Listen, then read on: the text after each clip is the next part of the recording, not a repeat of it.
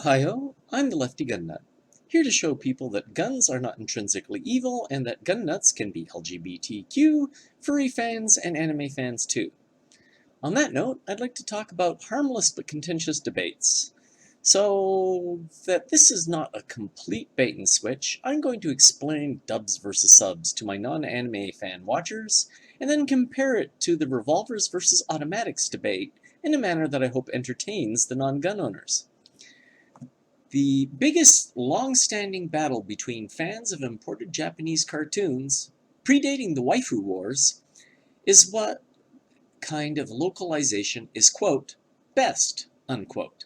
Is it subtitles, which preserve the original voice acting and tend to have more literal translation?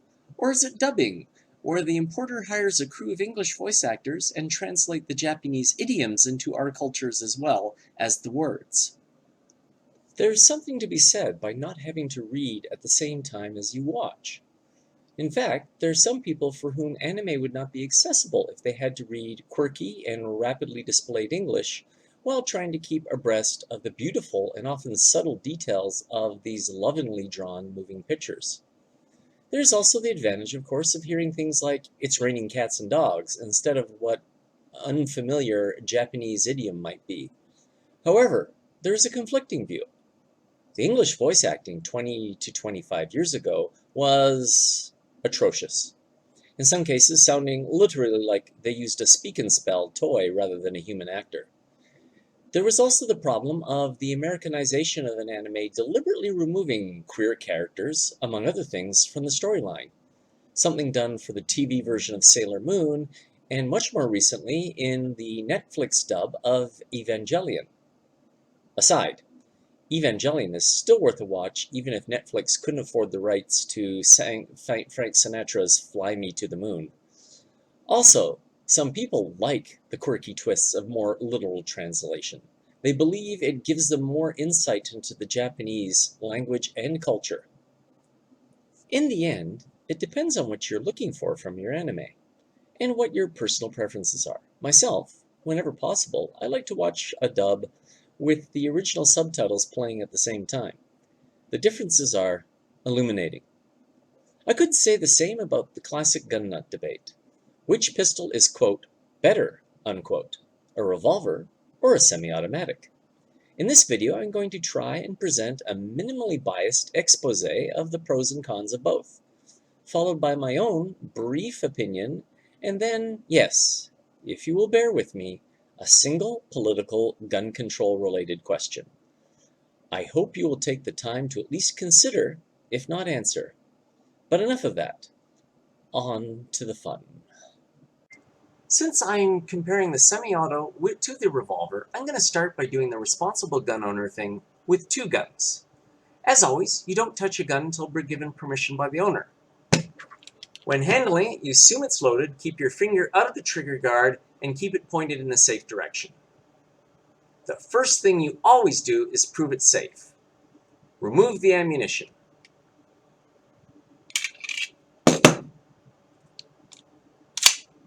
Observe the chamber.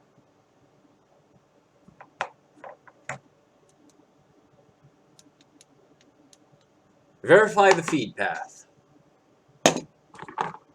Examine the bore for obstructions. And now we'll undo what we did.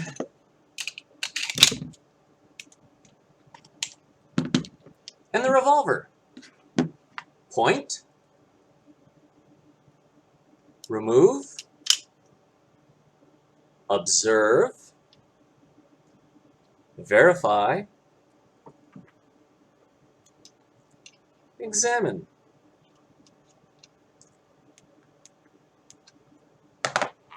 And when we're done, you may already see where this video is going. Okay, field stripping time. What we have here is a generic Colt 1911. It's worth noting that only 10,000 of this particular model, the 1927 Argentine contract, were made, but it is typical of most 1911s, which remain popular guns made and used by almost everybody.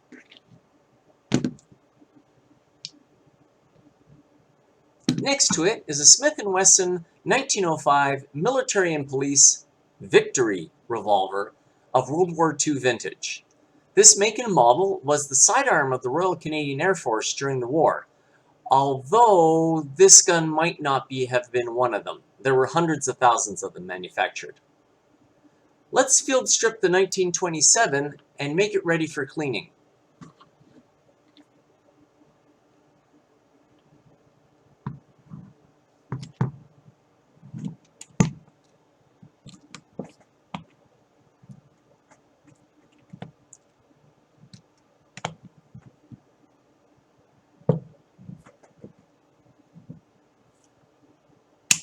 Whoa. All right.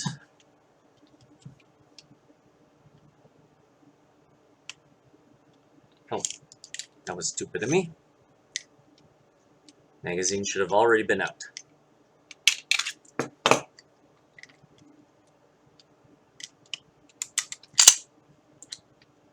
All right, so you line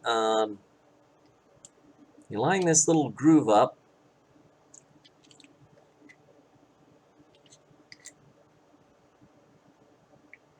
with this spot right here.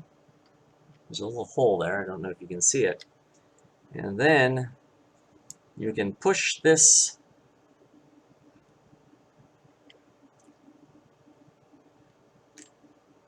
device, which normally holds the slide open and allows you to release the slide out. Once you've done that, the whole thing comes apart.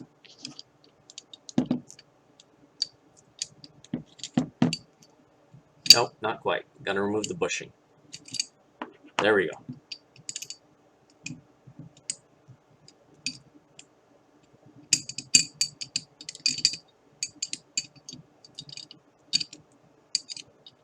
Alright, and why is the barrel locked up? Ah, there we go. Okay. The 1927 is field stripped and ready for cleaning. Now, let's get the Victory model ready for cleaning. Loop, ready for cleaning.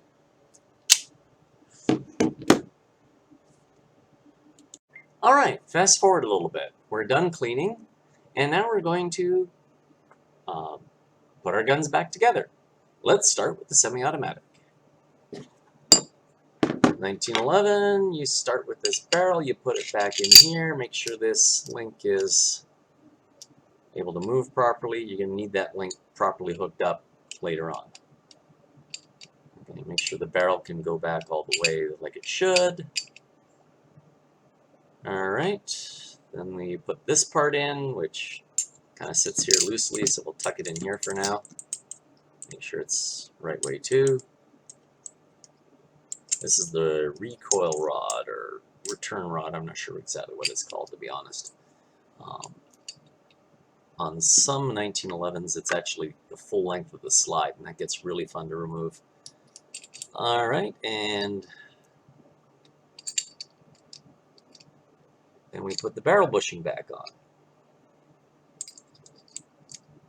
All right, we just put the barrel bushing back in. All right, so, and now we can put the slide back on to the control group.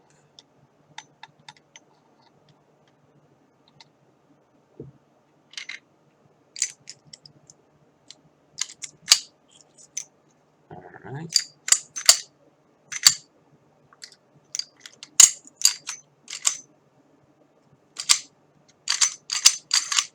Okay, something's wrong.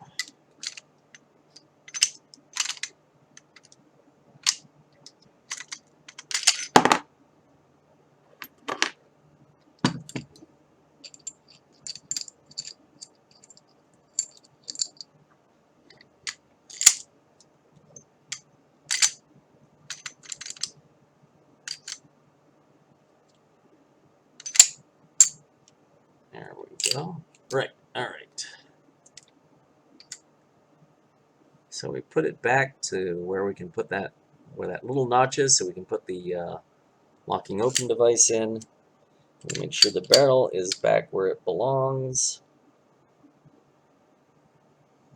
Make sure that little link I showed you, that the hole in the link is actually, yes, okay, it's being now held by this pin that we just put back in. And then we carefully put this back in, try not to shove it the wrong way, and leave a big long scratch up here, which I already see there is one, called the idiot mark. Alright. Next, we put the spring in. It should go down like so. And then this part compresses the spring.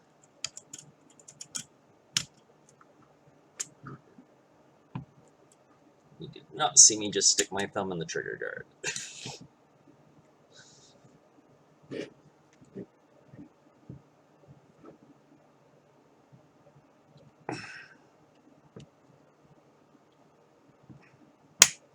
There we go. Alright. Supposedly assembled. Action appears to be working properly. There, we're done. Okay, now for the revolver. We're done.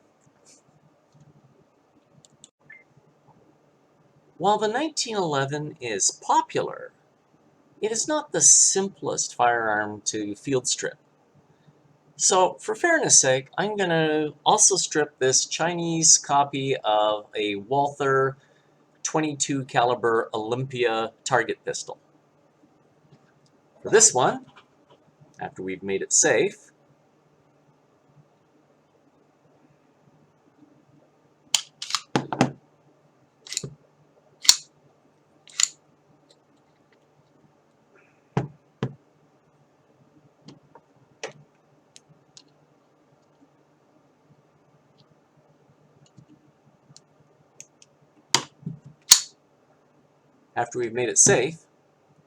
to field strip it, we pull down on the trigger guard here.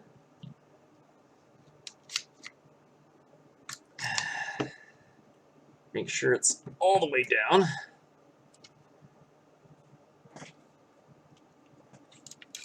And then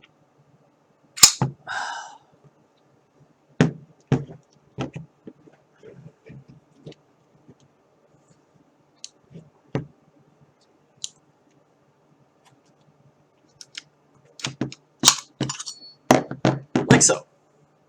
Done. Field stripped. And to reassemble,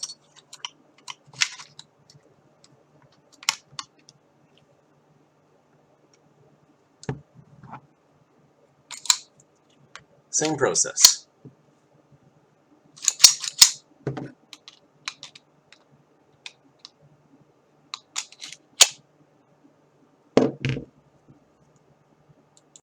Eventually, I will spend an entire video talking about ammunition. All the different cartridges, all the different bullets that can cap them, and the various naming conventions for them. Right now, the important thing to remember is the vast majority of guns chamber only one cartridge. This is typically engraved on the barrel or the breech of the gun. Using any cartridge other than this one cartridge is extremely unsafe. But it's more complicated than that. Bullets come in different shapes.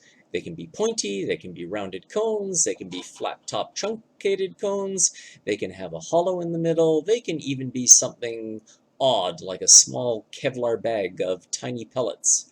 They also come in different weights and propelled with different powder charges, thus carrying different pressure ratings and recoil. Automatics care a lot about what you feed them. If the pressure/recoil is too low or too high, the springs won't work right and they won't cycle properly. If the pressure is really high, you could even break the gun and/or injure yourself. Also, the self-loading pistol manipulates the cartridge, pulling it out of the magazine and running it up a ramp into the breech. So the gun also cares about the shape of the bullet. A bullet that is too short or flat might not properly slide up its ramp. You have to be selective and consistent with what you put into a semi-automatic, or it will have loading failures. A revolver, not so much. Yes, again, most revolvers are marked with a singular, specific round that is the only one it can fire. But as long as it properly fits in the chamber, it can be any bullet shape or weight. It can have any charge or pressure level that will neither cause the bullet to stop in the barrel nor break the gun. And within those tolerances, each round can be different from all the others in the cylinder. But it goes further than that. Some revolvers are chambered for multiple different rounds. A .357 Magnum revolver can also chamber the shorter, less powerful .38 Special. The .357 Magnum cartridge was designed that way. Smith & Wesson makes a gun and cartridge called the .460 XVR. That's Extreme Velocity Round. This revolver can chamber the .460, the .454 Casull, the .45 Long Colt, and the .45 Schofield. Also related to the .45 Long Colt, the .410 shotgun round began life as a cheat for cowboy show trick shots to allow them to hit small moving targets on the fly, and there are revolvers designed to fire it as well as the .45 Long Colt. Finally, although only 500 were ever made, the M87 Medusa is famous for being, at last count, able to chamber as many as 117 different rounds, as long as they are 9mm diameter or less. Unlike semi-automatics, revolvers are very Catholic in the rounds they'll take. I'll never be deceived. I'm a girl that sees through lies. 'Cause I know it all. Guns fail. Sometimes the bullets don't work as advertised, sometimes there is a mechanical failure in the gun. This applies to both revolvers and automatics. The ammunition failures come in three flavors: a squib load, a dud, and a hang fire. The squib load happens when only the primer goes off or only part of the gunpowder burns. The bullet is discharged, but it lacks the energy to exit the barrel and becomes a blockage. Dealing with this requires that you make the gun safe and then somehow remove the blockage. A hang fire is a bullet that's had its primer struck. This is a simulated primer on this dummy round, but has a delay going off. Typically, this delay is only a handful of seconds. The range and sport shooting procedure to deal with this is to wait at least a minute for it to go off on its own while keeping the gun pointed safely downrange. A dud is a hang fire that never goes off, at least not until it's struck again, or maybe not until it's struck the 10th time. Never, ever use a dud as a dummy round. Combat, or self-defense, is not relevant to the Canadian context, but it is to the debate at large. In combat, when your gun fails, you do not have time to wait for a hang fire or to restrike a dud. You have to get your gun back into battery fast. The procedures for that are called immediate actions and stoppages. Outside of the ammo, an automatic can fail for an untold number of reasons, but the ones that can be easily fixed, in addition to hang fires and duds, are usually problems with the cartridge feeding improperly or an ejected case getting stuck. You can end up with a stovepipe case, which I will attempt to show you.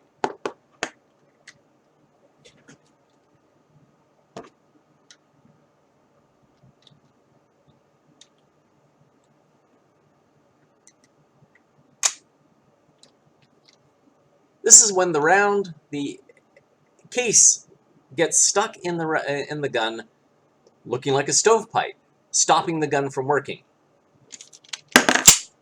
You can even easily make it work again just by working the action. The other thing you can get is a double feed, which I can't simulate, but it's when two rounds both try at the same time to enter your gun. It will also stop up your action. The bullet can just get stuck some other way, or even just fail to load. If your firearm stops for any reason, this is what you do.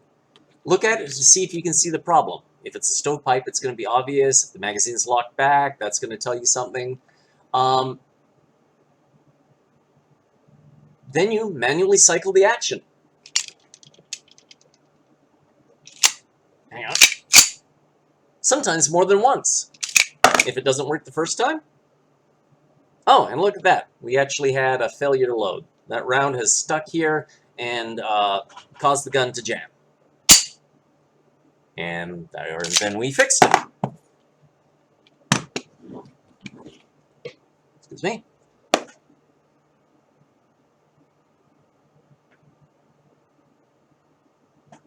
If it still fails after all that, you're going to have to strip your gun and find the problem, which you don't want to do under combat, but sometimes you have to.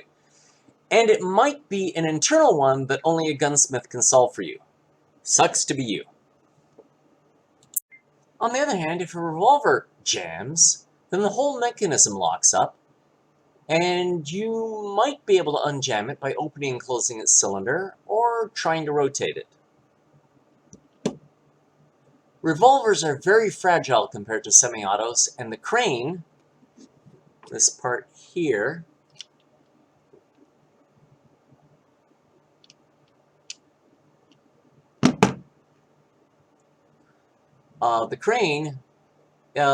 is very vulnerable to shock or torsion. If that part warps or bends, even a gunsmith might not be able to help you. Otherwise, with a revolver, this is your immediate action and stoppage. I'll do it again. Further, let's look at reload times. I'm not very practiced at this, so imagine it goes much faster with someone who's skilled. The automatic lets you know that it's empty immediately by locking open on an empty magazine. To reload it, you just pull the magazine out, slap a new one in, and then normally you'd work the action, but I have to hit the slide release. You're ready to go. Revolver, on the other hand, first off, you could actually have to count up to 6 every time. Because otherwise you're just not going to know why your gun isn't working. Because you're just hitting the same empty cases over and over again. To reload it, you have to swing out the cylinder, eject the cartridges, and then put individual cartridges in each individual cylinder. If you have a speed loader, which is a clunky circular object that holds 6 rounds together in a formation, you can load almost as fast as if you had a magazine. So, what's our conclusion? After all of this, I bet you some of you are asking, why automatics at all? I mean, aren't they complex and unreliable? You see why some revolver fans talk about 6 for sure. Well, it's not that simple. Yes, semi-automatics are complex, but they're not so complex that they can't be learned or even mastered. And while harder to learn, their ergonomics actually make them easier to master according to common wisdom.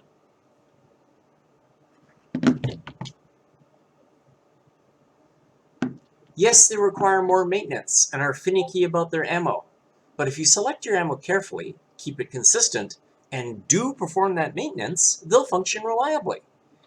And they do have to be kept clean, however, and storing them loaded puts their springs under constant tension and may weaken them. They do not tolerate neglect. Also, for the same approximate cartridge caliber and barrel length, an automatic is more compact, and sleek.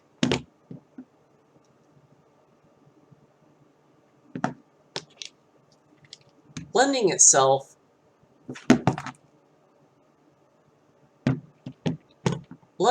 better to carry, especially concealed carry, and making it easier to handle. But that's not all. A semi-automatic pistol invariably loads more rounds than a comparable revolver, sometimes even 3 or sometimes even as 3 times as much. The 1911 loads 8, 2 more than this 6. In 1935, Fabrique Nationale made a gun with a 12-shot magazine that could hold 13 if you loaded one in the chamber first. And in the 1990s, Glock was selling guns that could load 18 plus 1. Most of this debate is moot in the Canadian context. Canadian civilian gun owners only use their handguns on a government-approved range. The law requires that we store our guns unloaded under 3 layers of locks with the ammunition stored separately. For a Canadian, it's really a matter of just how you like to shoot at the range. But let's talk about the wider content, since it fuels the debate, even if it's only hypothetical for Canadians. The general wisdom is that revolvers are easier to learn, but harder to master, while the reverse is true of semi-automatics. Also, automatics, if stored loaded, have many of their springs under tension, and those springs can fatigue over a period of time. They also have to be regularly cleaned and cared for, while their ammo has to be carefully selected. Revolvers, on the other hand, store nearly forever, even loaded, and can be neglected a little more. However, they are fragile. So, 2 examples. If you plan to be a dedicated shooter who uses and maintains their gun often, stores it unloaded, or regularly lets the springs rest, and wants a little extra firepower, maybe a semi-automatic is for you. Conversely, if you don't plan to train much, and just want a gun to have, at need, in your dresser drawer or glove box, then maybe a revolver would be your choice. As with anime, it depends on what you want out of your gun. Neither is an intrinsically bad choice, just as I often state that none are intrinsically evil guns. Myself, I am a collector as much, if not more, than I am a shooter. Some of the oddities and historiosities that interest me are self-loaders, and some are, quote, wheel guns, unquote. So I have both.